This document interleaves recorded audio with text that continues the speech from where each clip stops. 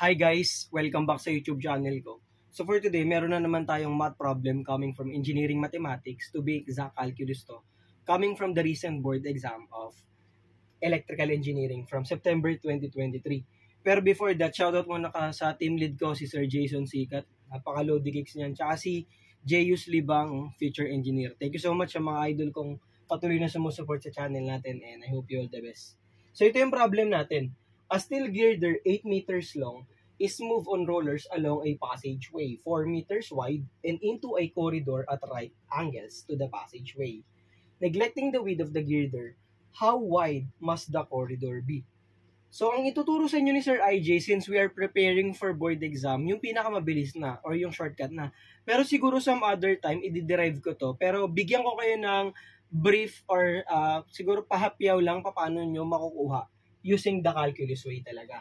Pero ang pinaka first step kasi dito mga Lodi Cakes is yung drawing.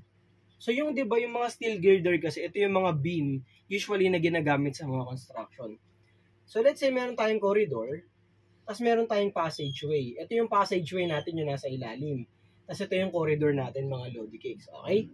Ito yung passageway, ito yung corridor. Sinabi na yung passageway natin 4 meters wide. Ito 4, mga idol. Okay, 4 yung length niyan. Tapos ang Sir IJ, ano po yung 8 meters na yan na steel girder? So ito yung 8 meters na yan mga Lodi Cakes. Ito po. Lagyan na lang natin ng width. Although neglect natin yan kasi may nakalagay na condition. So nineglect na natin yung width ng girder. So yung 8 na yan is yung length, total length niya. So parang let's say ito yung 8 natin. Okay? So anong hinahanap Sir IJ? What is the width of the corridor, or how wide must the corridor be, which is this one. So let's say ito is x. Okay? Ganyan po siya mga Lodi Cakes. Ito yung right angle na sinasabi. So kung i-derive natin to in terms of the calculus optimization or the maxima minima, ang gagawin nyo kasi dito is ito isa-set nyo as theta, and then ito isa-set nyo as theta, and then you will use certain variables here, let's say a and b, and the sum is 8. And you will use trigonometric functions. Siguro next time, hindi ko maalala kung na-derive ko na dati or hindi pa. Pero bibigay ko na muna sa inyo yung pinaka-derive formula. Okay, so paano natin malalaman Sir IJ yung pinaka-width ng corridor? Given tayo ng total length, meron tayong width ng passage, and width ng corridor. Okay, so let's say this is a variable. This is m, this is n, and this is l. So ang shortcut na po dyan, ito na po yung pinaka-quickest way mga Lodi Cakes ha.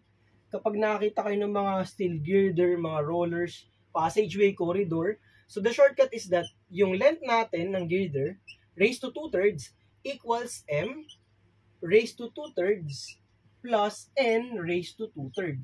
Yung m and n are the width of the passageway and the corridor, and l is the length of the girder.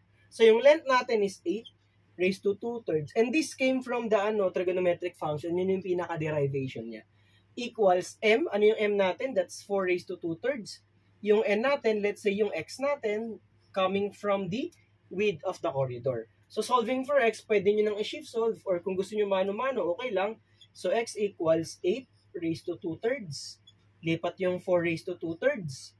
Dahil naka-raised to 2/3 siya, para mawala, erase natin both sides sa 3/2. So kapag sinimplify natin to using our calculator, so the approximate width is 1.8 meters. So for that case, the correct answer is letter B.